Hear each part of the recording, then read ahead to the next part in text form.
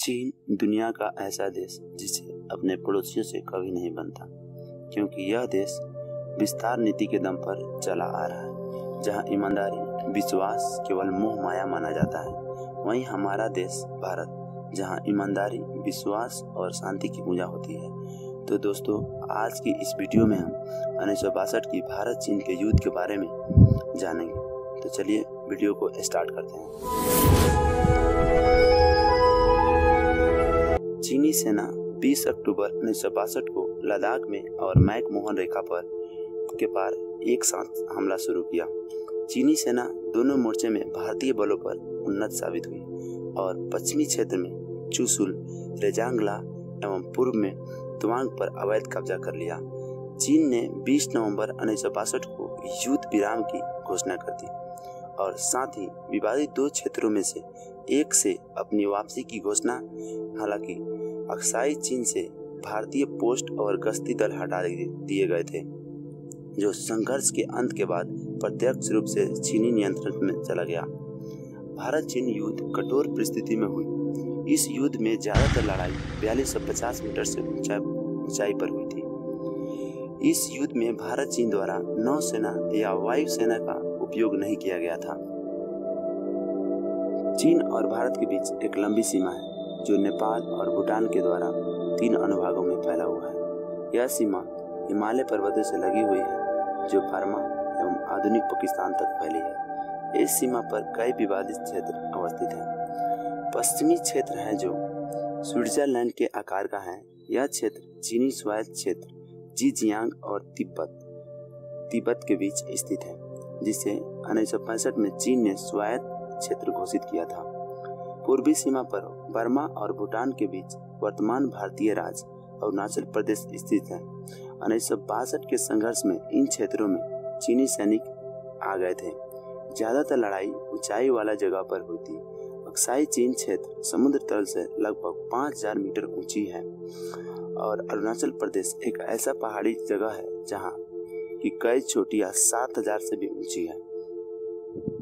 सैन्य सिद्धांत के मुताबिक आमतौर पर एक हमलावर को सफल होने के लिए 3:1 की संख्यात्मक श्रेष्ठता की आवश्यकता होती है। पहाड़ी युद्ध में यह अनुपात काफी ज्यादा होना चाहिए, क्योंकि इलाके की भौगोलिक रचना दूसरे पक्ष को बचाव करती है।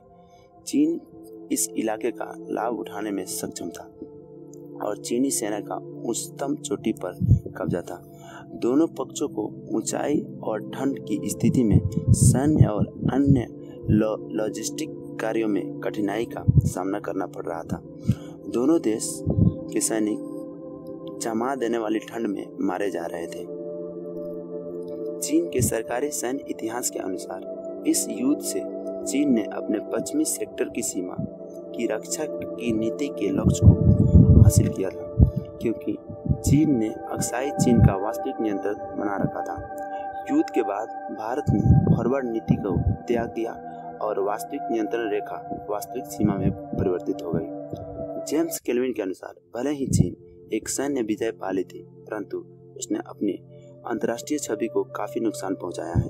पश्चिमी देशों में खासकर अमेरिका को पहले से ही चीन के इरादे पर शक था। चीन ने 1964 में प्रथम बार परमाणु हथियार का परीक्षण किया और 1965 के भारत पाकिस्तान युद्ध में पाकिस्तान का खुलकर समर्थन किया था। भारत चीन युद्ध के बाद सेना में व्यापक बदलाव आए और भविष्य में इसी तरह के संघर्ष के लिए तैयार रहने की जरूरत महसूस की गई। युद्ध से भारतीय प्रधानमंत्री जवाहरलाल नेहरू पर काफी दबाव आया, जिन्हें भारतीय पर चीनी हमले की आशंका में असफल रहने के लिए जिम्मेदार के रूप में देखा जाता है।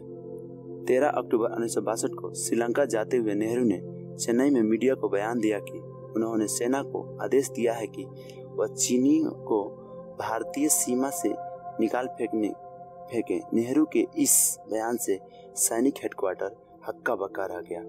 जब सेना प्रमुख थापर ने रक्षा मंत्री से इस बारे में पूछा, तब उनका जवाब था कि प्रधानमंत्री का बयान राजनीतिक स्टेटमेंट है। इसका अर्थ है कार्रवाई 10 दिन में की जा सकती है और 100 दिन में या 1000 दिन में भी। लेकिन नेहरू के इस स्टेटमेंट के सिर्फ 8 दिन के भीतर ही चीनी सैनिकों ने भारतीय सैनिक पर अचानक हमला कर दिया।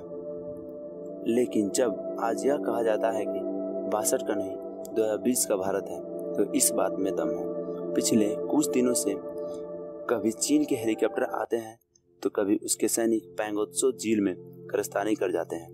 भारत ने चीन की हर हरकत को बखूबी जवाब दिया है।